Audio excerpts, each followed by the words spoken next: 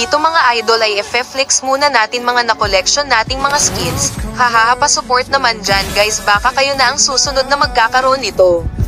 Hindi, wow. Sana all.